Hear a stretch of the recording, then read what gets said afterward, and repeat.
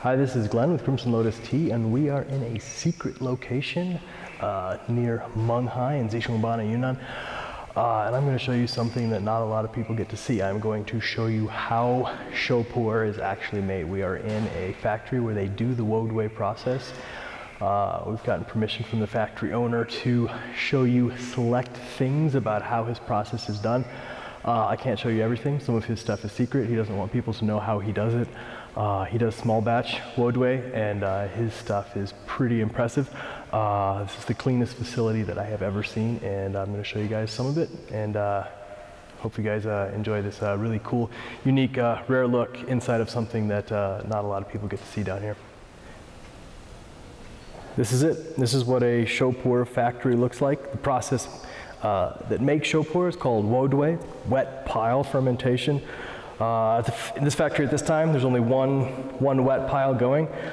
This is about a kilo of tea. Excuse me, not a kilo of tea. This was 1 metric ton of tea about a week ago. It would have been much, much, much taller. It's actually been wet down. It's still really young, really fresh. It's still basically sheng at this point.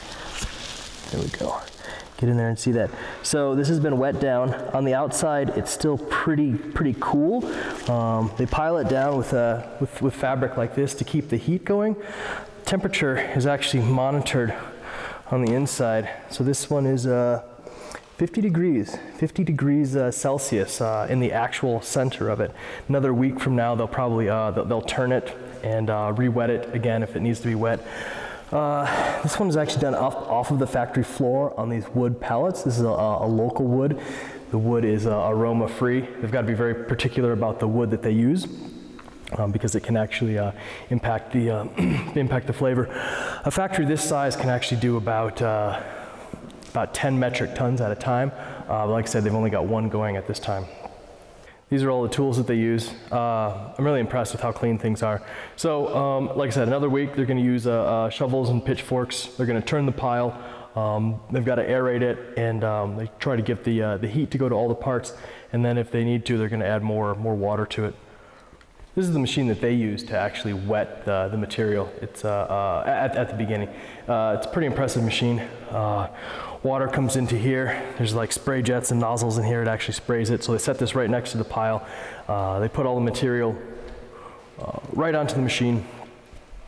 Goes up the ramps, mixes it, blends it, and wets it. And then they create the pile to get things started. There's actually really not that much else I can show you here. I'll show you some of the machines that they use after the Wodui has been finished. Wodui here takes about 2 months, about 50 or 60 days, somewhere in there, 40 to 50 to 60 days. It takes about a month to dry. They'll take this big pile here, and they'll section it up into small rows, and they will let it dry out manually that way, and continue to do that. Like I said, it takes about a month to dry. It dries naturally. They don't sun dry it. They don't oven dry it.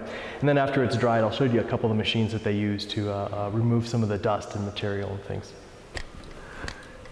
This is a really cool machine that's used to electrostatically remove dust.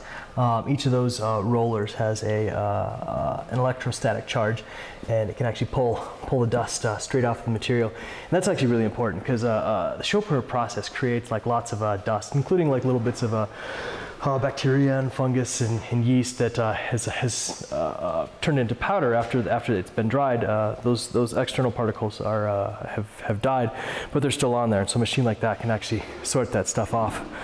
They'll bring it over, it gets dropped into a machine like this, and goes up to the top. And this actually uses a series of forced air to blow out particles that aren't heavy enough. So like little bits of chicken feather or different types of leaves and stuff, and little strings, anything else that might be in there. I'm sure you guys have seen some interesting stuff in your cakes. So it's really impressive to see the level of quality a shop like this puts into creating clean material. The final thing, depending on the customer, is a machine like this, which is actually really cool. It's kind of hard to see on the inside there. So this is a sorting machine, and there's 4 layers of vibrating screens, and they can put different bags onto there. And this is how they can automatically pull out the different grades. You know, the imperial grade, large leaf, different sizes of leaf, super big leaf, and then a customer could individually blend it exactly how he was hoping to get it. So the tea just gets sorted into bags like this. After it's been sorted, you know, one bag may be all imperial grade, one may be larger leaves, 2nd grade, 3rd grade, 4th grade. An individual customer could actually take that material and blend it into the tea that they're hoping to have based on the flavor profile that they're looking for. Two of the factors that play into a quality Shou Puerh, a quality Wodui production is airflow and water. This place is really nice. It's outside of Menghai. It's in the hills. You get some nice little breezes coming through. It's really clean facility. They have their own well. All the people that take Wodui seriously, the water is critical. So they've got their own well. They got some really deep water. It's really nice. It's clean. It's good water, and it's critical to the Shou Puerh that you use really good water. So they've got amazing water. They got an amazing location. Super clean facility. Some special little tricks of their own that they've developed over the years to be able to do some really amazing small batch Wodui, and pretty excited about this place. Excited about the opportunity to show you guys. Sorry I couldn't show you everything, but I'm just excited that we were able to find a place that was willing to let us show just a little bit, so you guys can kind of see. This is most places down here will not let you actually see their facility. It is a closely guarded secret.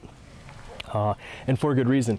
If you have the capacity and the knowledge and the skill to turn a quality leaf into Shou Puerh, that is a highly valued skill, and not everybody has it. So.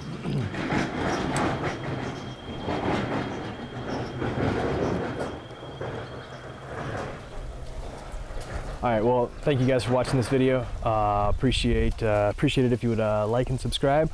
Share this video with anybody that might find it interesting, and continue watching for new videos that we got. Thanks so much.